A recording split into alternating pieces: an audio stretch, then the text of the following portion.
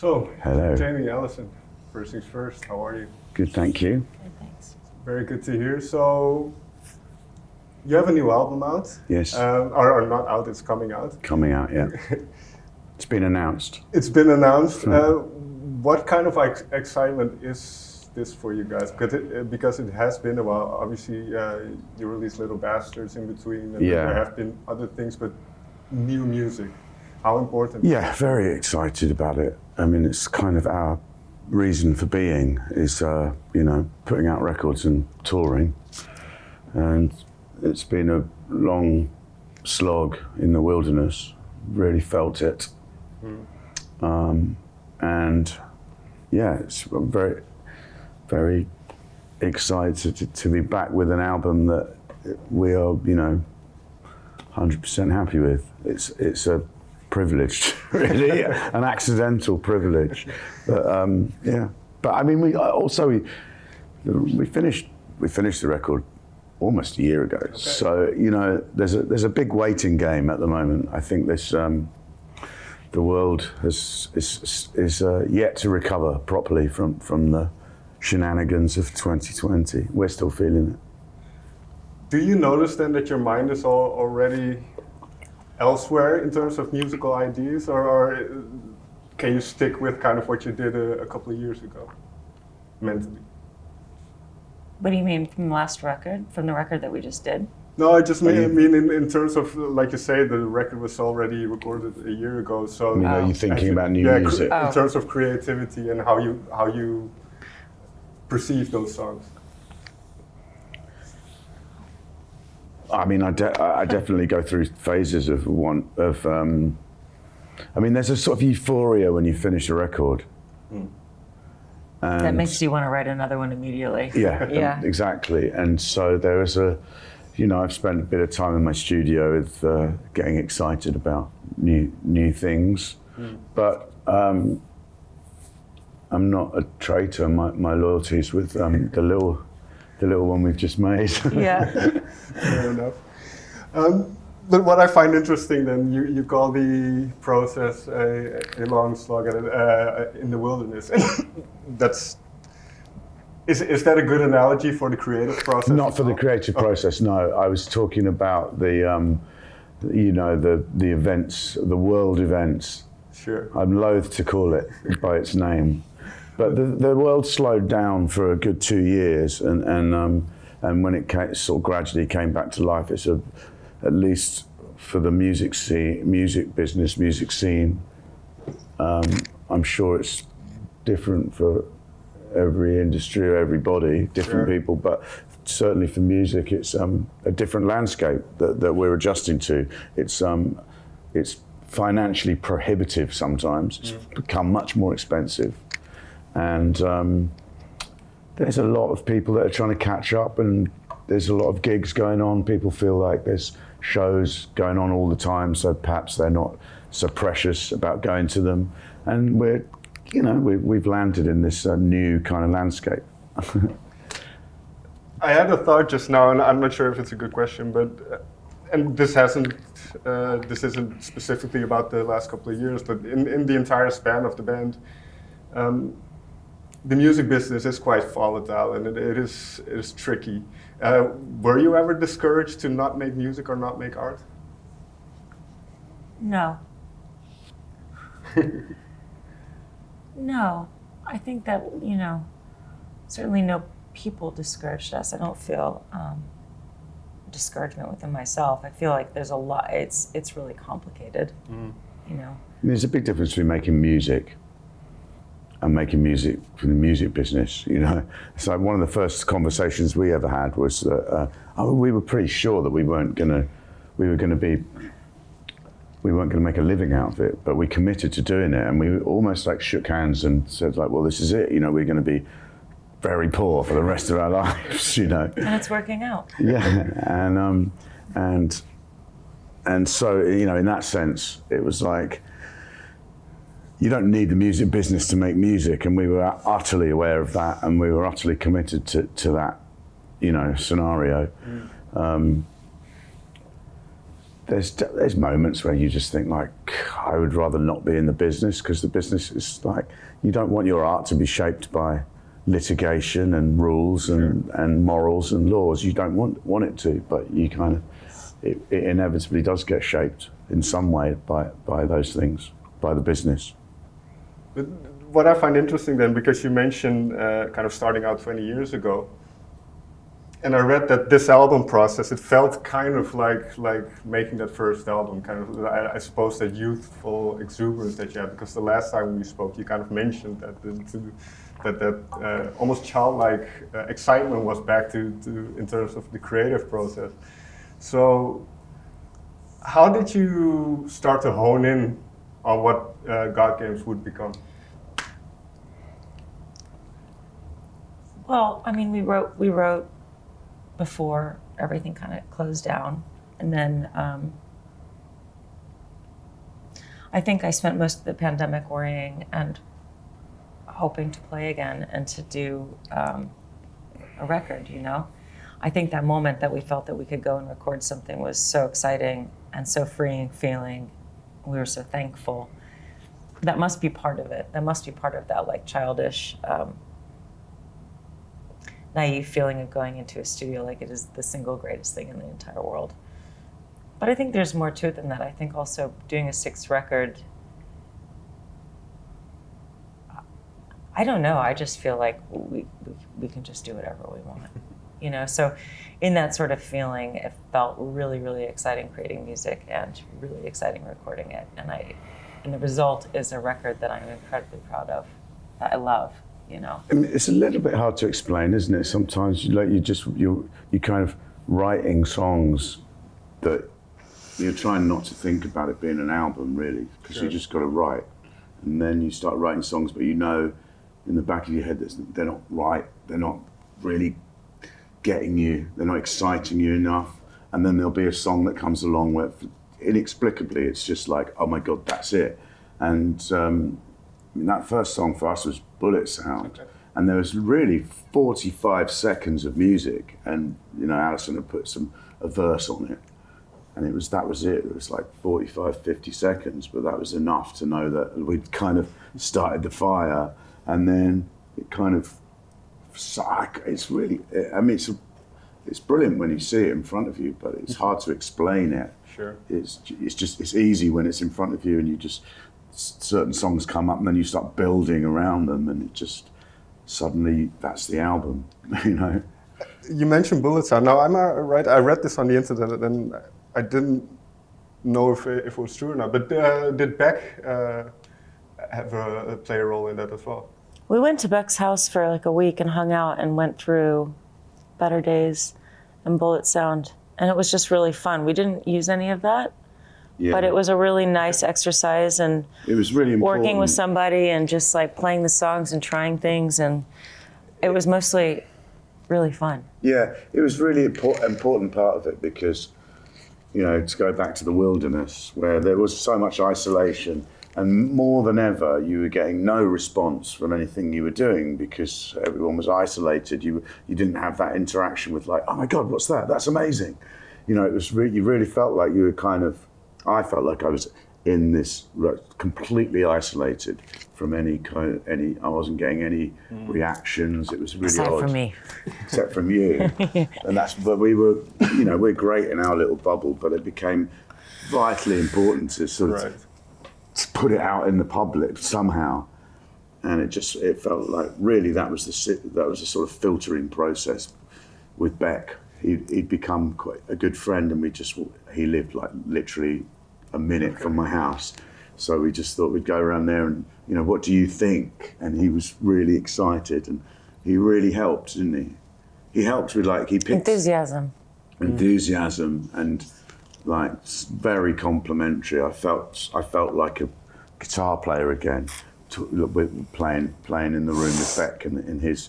You know, he was so lovely about my playing. He was like and I just realised how much my kind of confidence and my ego had disappeared over that period of time, you know.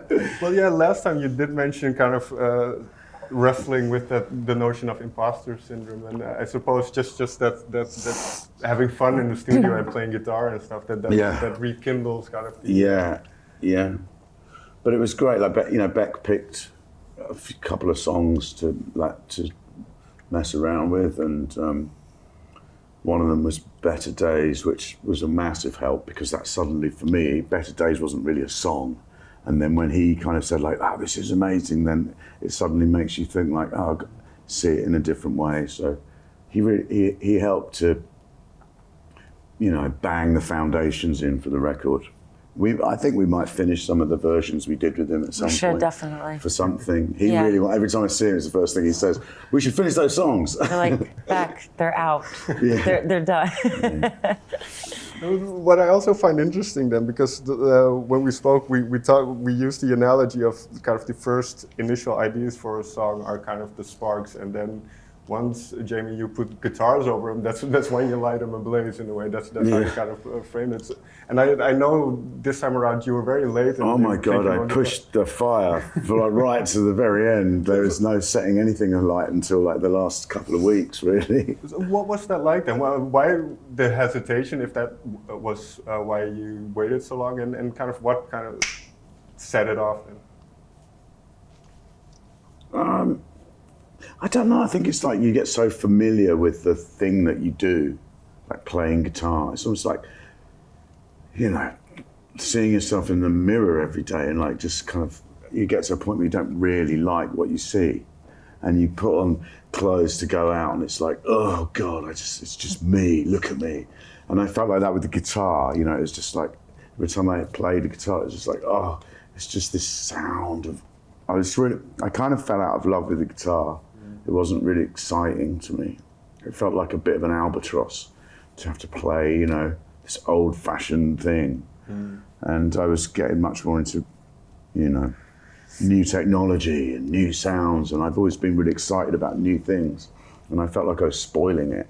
I couldn't find a style. And then I was listening. We'd recorded a lot of stuff and there was no guitar on it, and it just suddenly panicked me. I just thought, this can't be, that was the missing excitement for me. And it was nice to go in with that sense of urgency, like almost like auditioning, having to put something on. And I needed, by that stage, everyone had to go, yeah, rather than just like, yeah. So it was I really forced myself, and I just kind of fell for the guitar again. It's an amazing instrument. You can play the drums on a guitar, you can play the rhythm, you can play a little bass line, top notes, harmonize. I really fell in love with it again. I'm like, my God, this thing is so versatile. Yeah, and I think the textures that you use are also very interesting. It's not like just random. But it's not like randomly playing the guitar like most people sound like. But if you listen to 103, for instance, those kind of textures that the guitar sounds are really cool. Is it a tricky thing to find the right sounds in it, if that makes sense? Yeah, it takes. I mean, for me, it was kind of like I felt like some of that. I mean, the engineers we worked with were so brilliant, but sometimes I felt like I was kind of being a bit exasperating. I'd have like 5 amps set up with I wanted to recreate this kind of sub-bass sound. I thought, like, why can't a guitar have 1 amp that's a kind of sub-bass? Because I love really deep low end. And so I would have a 1 amp that was pitched 2 octaves down, with a pedal with 2 octaves down, and then the next amp with 1 octave down, and then the next amp would be so bright that it would take your head off, and then the next one would deal with all the mid-range. And we were just tweaking these amps to get a sound. And I think overall that was probably two days in the studio, if you massed all the time of me twiddling and changing cables and changing amps. Yeah, it's massively important to me, that. Oh, awesome. Now, Alison, you traded in the guitar for a $100 keyboard, I believe. Didn't I start with a $100 guitar? And then I changed it? No, it was like a $10 guitar. It was a $5 guitar. It was a $2 guitar. It was a $2 guitar? Yeah, I think lying on the side of the road somewhere. No, it was in a shop. Yeah, Jamie, he was like, you should get this little keyboard and try to write with that. And so I did. I ordered one, and it was amazing, and I could make it sound like anything, and I really loved writing with it. And it's like this long, and it really opened up the rhythm for me. It kind of took away the acoustic guitar rhythm that I'm always kind of locked into when I'm writing. You sort of sing between the spaces more, don't you? When you've got It was great. I could find all these melodies that were just like, my head was just flooded with melodies, and it was so easy to write. It was just so pleasing to write, and I couldn't stop. I bought 2 of them.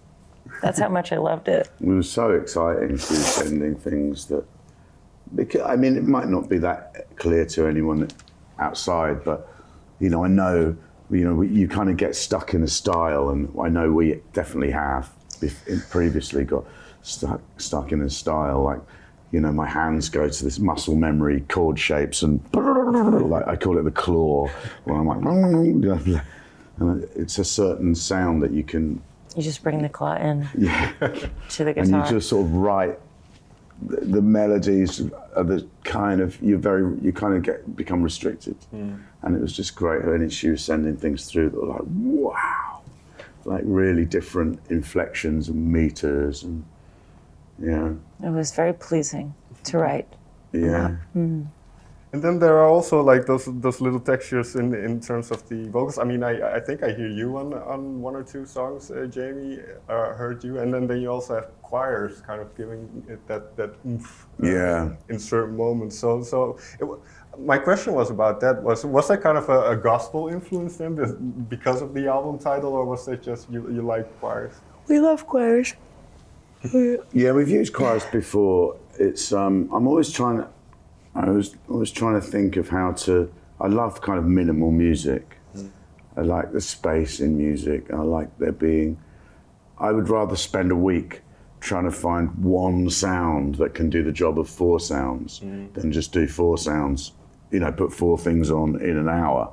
I like to spend time like trying to find the perfect thing that just does that job, and I found in the past that a choir is really amazing like that. It's kind of so emotional, and that's the sort of harmony of voices, especially female voices, is just blows my mind. I like the making, because a lot of the time I'm playing, sort of picking things, playing with my thumb and bass with my thumb and playing little lead hooks with my whatever, and sometimes the songs don't have too many chords because of that, and I found the choir making sort of chords with harmonies really, really beautiful. And it was like, I don't know, it all came coincidentally, but I liked this idea of I was somehow searching as an atheist for what God meant to me as an atheist, and I kind of liked this connection. It was almost word association, really. It was kind of like atheist gospels, and then that kind of gave me the green light, really. Yeah, how did the theme of the album, or kind of the several themes on the album, start to take shape? And Alison, when did for you the lyrics come in to play? The lyrics came in right away. Okay. I mean, I don't know. That we didn't kind of start with a theme. We began to recognize one after we had all the songs, and thinking like all these little things are sort of lining up, and it's interesting. But the lyrics for me, they happen at the same time. They happen really quickly, immediately almost. And Jamie's lyrics, everything he was sending me, it was so incredible. And I don't know, it's like, are we bouncing these things back and forth? Are they inspiring each other? I'm not sure. But when we sat down and looked at the body of work, it just felt really complete and complementary to each other. And when he played me God Games and told me the title of that, I was like, well, that's the title of the record. It just feels so kind of fucked up and dangerous and twisted, and, everything about the human condition and all the games that we play. And, I think I always write about relationships. I always write about people's interaction with other people and the way that they're feeling, and how confused they are and they get. And Yeah. it just felt really right to me. Just try not to overthink these things. You're Yeah. only picking them apart when someone's asking you a somebody like question. me It's comes like, around. Yeah, I'm still finding out. I'm still trying to figure out what the hell we did. I think we're everyone. You're always aware that you're kind of pulling meaning out of things, and you don't sit down and have a conference and say we need to put all these things into a record. But that's my favourite thing, that a lot of it wasn't intended, and you feel like it's there because it's coherent. It's not because it was planned, but it's accidental but coherent. That's my favourite kind of work. But I think it's like when you're making art, you have to be open. You're not trying to control it. You're not trying to steer it. You're just letting, the only steering you have at the end is the edit. Yeah. What you choose to put, what you feel feels right. But yeah, these questions, maybe if you asked me in 5 years, I'd have a much better idea. After I've stood on a stage and played these songs to other people and seen in their faces what it's meaning to them. I mean, there was a massive, just because of that time, there was a big sense of, there's a lot of people, it's very kind of, at least in America, it's very sort of popular to spend a lot of time working on yourself to become better, and changing things, making things change for the better and changing yourself, which to me is interesting, but it's not as interesting as thinking that it's quite a sort of anti-destiny thing, isn't it? The ability to change your path. It doesn't really work. And at the same time, in America, a lot of people believe in fate and destiny. Sure. So it's just these opposites. It's kind of like an atheist gospel. It's kind of like, there is a destiny. It is fate, what's going to happen to me. But you spend your whole life trying to change it as well. And that to me was was absorbing what was happening around us. And God Games seemed to make that a good title for that kind of weird phenomenon. Yeah. There was one line, I think, from My Girls, which I found really interesting. I picked a bad time to feel this good. And I really like that line, because I feel that way so many times when other people are really distressing you. It's like, oh, okay. So that was the euphoria of loneliness. there is some strange moments in that solitude, I suppose. It's funny though. I thought about that line because I just thought I really like that line myself. It felt like a really good end to a verse, but at the same time, I was like, it is just a rhyme. Sure. It's just rhyming with could or something or would or whatever it was. All right. Finally, then you mentioned kind of playing live. So and over your career as a band, you've always had different live setups, different. The different numbers of people alongside with you. So have you thought about how you want to fill in this live performance of the new album? I think we have to kind of be realists in that we can, we have to make decisions that we can actually do. Right. And I don't think it's the same kind of time anymore where you say, I want to have 4 drummers. I think it's... What? I think... I can't have 4 drummers. Maybe not this time, honey. Okay. But no, maybe we'll get back to that place. But I think at the beginning of this record, when we go on tour, we're going to try and do everything ourselves. And then, I mean, actually, who knows where the show will go? I don't know. I liked that from when we released Little Bastards, that the B-sides and rarities. We were spending a lot of time making little videos of going through old footage of shows. Right. And it felt like watching. I was kind of had an out-of-body experience watching it, because it'd be a show in 2003 playing the Paris Olympia, a huge place for us, and it would just be Alison, me, 1 amp, and a spotlight, light bulb. Yeah. And it was really, it made me nervous, thinking like, oh my God. And it kind of made me really appreciate the power of nothing, of it being almost nothing. and build it. And I want to do that for this tour. I'd like it to be. So there'll be nothing. No. I want everyone to look forward to this. We'll work on the wording for the poster. Come and see the girls do nothing. No, but it'll be I want it to be stripped down, and I'd love it to be me and Alison. I'd like to feel the record in that sense first. Also, I'd like people to appreciate that. I think it's vital. I'd like people to appreciate that a record and a live show are two different fucking things. And there's like going to a live show and expecting to hear a replica of the record. Stay at home. Listen to the record. it on headphones or watch YouTube. Don't come and hold your phone up and like expect this to sound like the record. I want it to be a different experience, and I hope that's okay.